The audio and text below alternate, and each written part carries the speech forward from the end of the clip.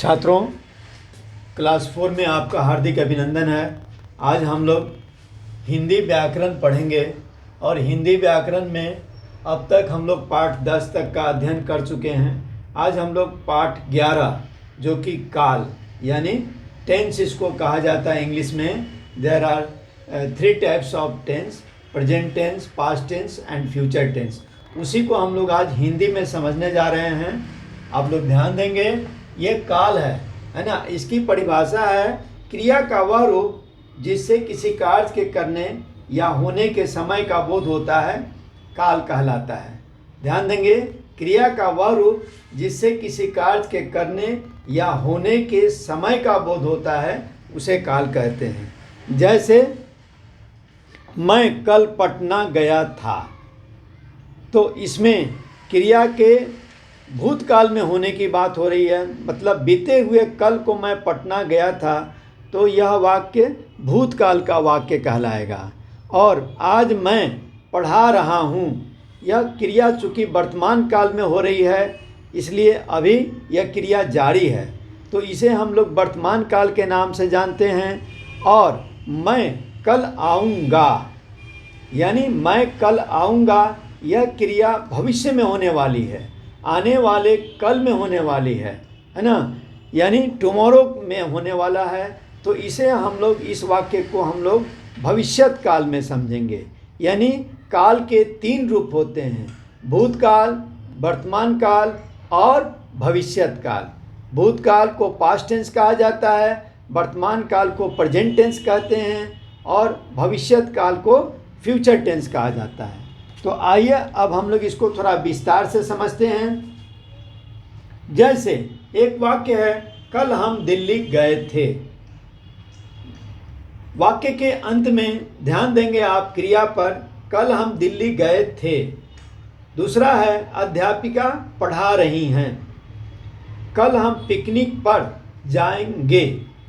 इन सभी वाक्यों में क्रियाएं अलग अलग समय पर होने का बोध करा रही हैं। जैसे पहले वाक्य की क्रिया बीते हुए समय में, यानी कल हम दिल्ली गए थे, यह क्रिया बीते वाले समय में हो रही है। और दूसरे वाक्य की क्रिया बच्चों आप देखेंगे, अध्यापिका पढ़ा रही हैं, यानी यह क्रिया अभी चल रहे समय में हो रही है, यानी जो समय चल रहा है उसे वर्तमान काल कहते हैं। और तीसरे वाक्य की क्रिया पर आप ध्यान देंगे तो कल हम पिकनिक पर जाएंगे।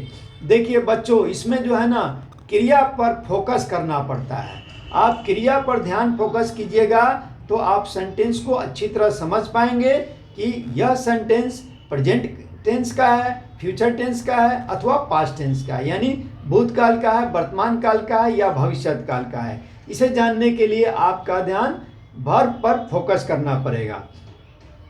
तो आने वाले समय में होने का बोध करा रही है, तो क्रिया के होने के समय को काल कहते हैं। इसी को यानी क्रिया के संपन्न होने के काल को या होने के काल को ही समय कहा जाता है। और काल के 3 भेद होते हैं, यानी काइंड्स ऑफ टेंस में आप पढ़े होंगे, इंग्लिश ग्रामर में आप सब पढ़े होंगे। तो इसमें टेंस के 3 पार्ट्स होते हैं, तो इसमें आज हम लोग हिंदी में वही पढ़ेंगे, काल के 3 भेद। जैसे भूतकाल, वर्तमान काल। भूतकाल यानी जो क्रिया बीते हुए समय में संपन्न हुई या हुई थी या हो रही थी, उसको भूतकाल में। वर्तमान काल में जो क्रिया अभी वर्तमान समय में चल रही है, अभी कंटिन्यू है, उसे वर्तमान काल में कहेंगे। और तीसरा है भविष्यत काल। तो यह क्रिया जो भविष्य में होने वाली है या संपन्न होगी अथवा होगी, उसको हम लोग भविष्यत काल कहते हैं। अब भूतकाल को आप जान लें, जिस क्रिया के द्वारा किसी कार्य के बीते हुए समय में होने का बोध होता है उसे भूतकाल कहते हैं। फिर से समझेंगे इसको, जिस क्रिया के द्वारा कार्य के बीते हुए समय में होने का बोध होता है उसे भूतकाल कहते हैं, यानी पास्ट टेंस। जैसे दर्जी ने कपड़े सिले, बच्चे मैदान में खेल रहे थे और छात्रों ने गीत गाया। ये तीनों वाक्य भूतकाल के बहुत ही सुंदर उदाहरण हैं। नंबर 2, अब आते हैं वर्तमान काल। अब वर्तमान काल में हम देखते हैं तो जिस क्रिया के द्वारा किसी कार्य के वर्तमान समय में यानी चल रहे समय में, अभी टू बी कंटिन्यू, अभी जो क्रिया चल रही है टू बी कंटिन्यू है, इस समय में होने का बोध होता है, उसे वर्तमान काल कहते हैं। अब उदाहरण के तौर पर आप देखेंगे, मैं पुस्तक पढ़ता हूँ या मैं बोर्ड पर लिख रहा हूँ, तो यह क्रिया वर्तमान में हो रही है। या धोबी कपड़े धो रहा है, देखिए जिसमें ध्यान देंगे हूँ है, रहा है, रही है। जैसे गाय घास चर रही है, तो इसमें क्या है, रही है, यानी टू बी कंटिन्यू, यह क्रिया अभी समय में, अभी वर्तमान समय में जारी है। अब भविष्यत काल के तरफ बढ़ते हैं। यह भविष्यत काल में, तो यानी फ्यूचर टेंस, जिस क्रिया के द्वारा किसी कार्य के आने वाले समय में होने का बोध होता है। आने वाले समय में यानी जो समय आने वाला है, उस समय में जिस किसी काम के होने का बोध होता है, उसे भविष्यत काल कहा जाता है।